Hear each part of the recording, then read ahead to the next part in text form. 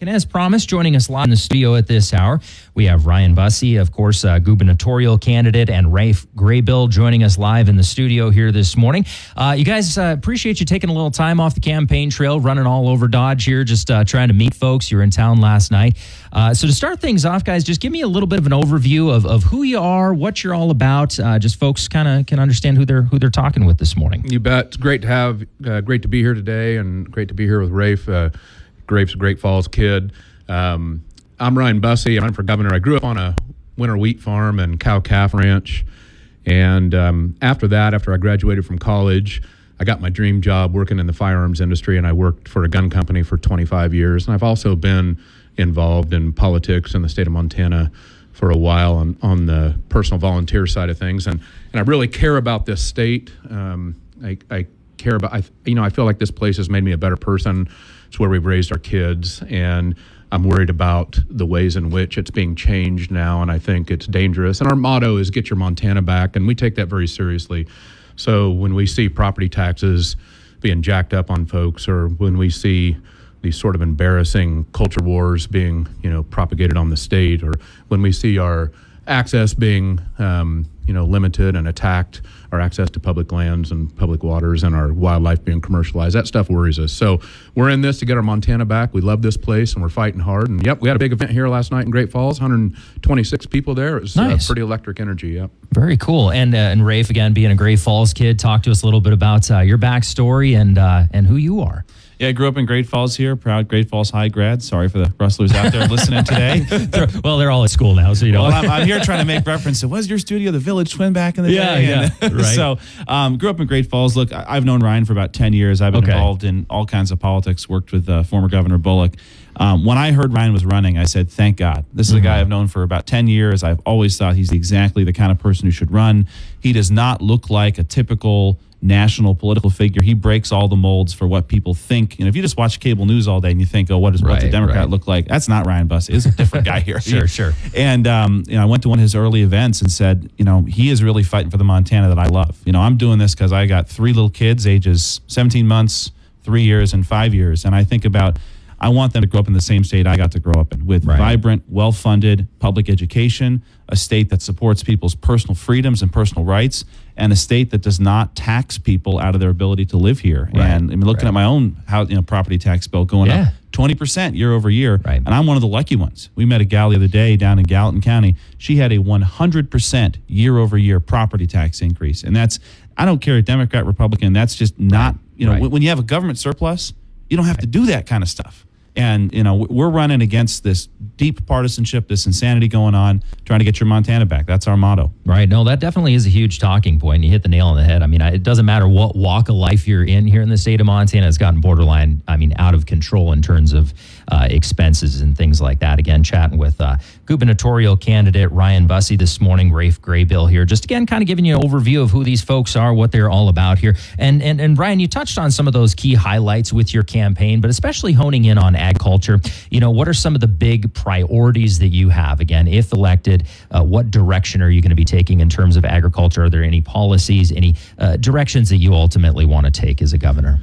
Well, I think a lot of the things that impact agriculture here in this state are federal issues or things that are bigger than state policies. I will tell you, being a farm kid, I mentioned to you before we went on air, I spent the formative years of my life, probably about the first 20, driving around in circles in a John Deere tractor or on the back of a horse. And so there are certain things to do with agriculture that are sort of hot buttons for me. Right to repair, I realize really isn't a state issue, but man, I want to advocate for a right to repair. And country of origin labeling, huge deal for me. I don't understand why we would not want, especially Montana beef. Like, I don't know why we wouldn't want country of origin labeling. So those are federal things, but I think a governor of the state of Montana ought to be loud advocating for those issues, and I will be champions for those. Sure. And again, making the rounds, I should say, around the state, what are some of the things that are the hot button issues that you're hearing out of folks? Obviously, you mentioned, property taxes, just the overall expense of living in Montana, but what are some of those hot button issues that you are hearing about throughout your travels here in Montana? Yeah, there's several things. Property taxes are one of them, and I think property taxes are indicative of this larger issue where we have I think Greg Gianforte, and a lot of people feel this, is doing everything he can to turn this into a playground for billionaires. And so when it comes time to give property tax relief or just do the same thing that the previous 4 governors have done, meaning adjust the property tax rate. So two Democrats, Schweitzer and Bullock, 2 Republicans, March and Roscoe, both faced with the same sort of issue that we had in the last legislative session. They all adjusted the tax rate very quickly. Greg Gianforte decided not to do that, and he puts the increased revenue in his budget. And I think, the property taxes on their own are a big thing, but they're indicative and illustrative of the way this governor always sides with big corporations, big multinational corporations that got huge tax cuts in this last session, and average working people in this state get a tax increase. So Rafe and I are about making this place affordable and livable for the working people. I remember a guy in Whitefish told us, he said, this has always been a beautiful place to live, but the people who made it beautiful can't afford to live here anymore. Fair. Well, yeah. Rafe and I are about trying to make it livable for the people who have made this place the beautiful state that it is. Also, Rafe mentioned freedom, reproductive rights, privacy rights, keeping a governor out of the doctor's office of women in this state. Sure. And I realize that this can be a hot button issue. The right to abortion can be a hot button issue. But I really believe, and our polling tells us, and the folks we talk to tells us, that even the vast majority of Republicans are not okay with a governor telling them what they can and can't do with their most intimate decisions. Rafe and I, look, we are the lower tax Democrats. We are the keep government out of your doctor's office, small government Democrats. Sure. We are the pro-freedom Democrats, and we don't think that a governor, any governor, us or Greg Gianforte or anybody else, should be in the doctor's office with the women of this state telling them what they have to do with their most intimate decisions. That's a big deal. And the last thing is sort of our lifestyle. We have the only governor in the history of the nation, all states, all years, who has ever sued to block a public river access. He is doing everything he can to constrict the access to the average working folks in Montana who want to hunt mule deer. There's more non-residents harvested mule deer in Region 6 last year than residents. Yep. If you're a great big bajillionaire rancher from Texas who owns the N-Bar, right, you get special elk tags. Well, no Montana residents get special elk tags. Like, what are we doing when we're commercializing our wildlife and our access to the things that we love? Like a lot of people, my kids love to hunt antelope. They love to hunt deer. They love to go fishing and hunting with me, just like a lot of kids and fathers in this state. And I think it's the duty of the governor to protect and enhance those public access rights and abilities, and make sure our wildlife is not commercialized. Those are 3 things that we're seeing across the state. You bet. No, I appreciate you answering that question. Again, gubernatorial candidate Ryan Busse here this morning, Raph Graybill joining us live in the studio. And also wanted to talk a little bit about your time, as a firearm executive. That's definitely not something you hear coming out of the Democratic Party, let's be honest. So I'd be very interested to, again, what was it, 23 years you said? 25 years, baby. 25. There you go. Awesome. Yeah. Grab that mic and pull it up just a little bit closer so we can hear you. But long story short, give me a little bit of your overview of your time at the company, and again, some changes in the industry. I've seen some interviews that you've kind of highlighted how that industry has changed a little bit, being a very, gun-friendly individual myself, having an FFL. I'd love to know your thoughts on the industry and kind of how it's changed and that direction you're going to take, assuming you're elected. Yeah, you bet. I spent 25 years and 4 days in the firearms industry. I built a worldwide sales and marketing team. I helped build one of the largest firearms companies in the country. I'm responsible for selling about 3 million guns. I own lots of guns. I hunt and shoot with my kids every chance we get. A lot of people joke that they ran out of booze during COVID. Well, we almost ran out of ammo. My kids almost shot me out of ammo. That's understandable. Yeah, I'm like, every time I come home, like, Lantern, Badge, gee, many Christmas, did you have to shoot up all the 22? Right. Win again.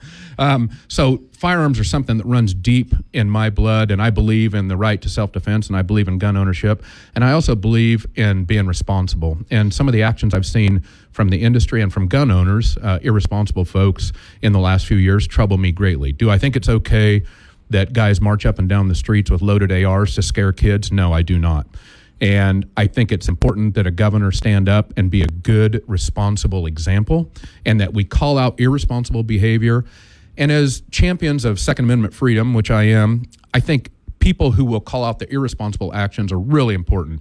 If we care about maintaining our Second Amendment freedoms, again, which I do, then it's very important that we call out these irresponsible actions. We now have companies that market towards civil war or glorify killing your neighbor. these are not responsible Second Amendment actions. And so I think it's important, and I will be a governor who's a good example.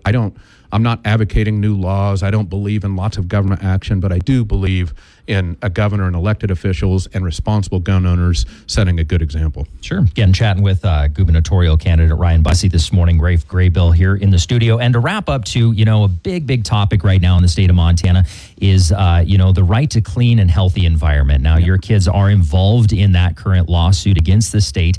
Running for governor, do you see any sort of conflict of interest? Again, so say you're elected, this lawsuit is going on. Do you see any sort of conflict of interest with that? And I would love to know just your overall thoughts behind that lawsuit as well. You bet. Raph and I, and like so many folks in this state, we're constitutional conservatives.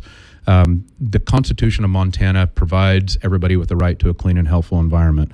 And my kids were part of the held case to uphold that right. Again, I say, like growing up on a farm and ranch, you can pretend that a drought's not here when a drought is here. You can try to disavow the science. You can try to keep farming the same way. You can do the same things. But if a drought's here, then smart people realize what the reality is and they make adjustments. And I know lots of my friends here in Montana are farmers and ranchers, and they know what the score is. Sure. Things are changing. It is getting more unpredictable, and it's generally getting hotter and drier, and we know that.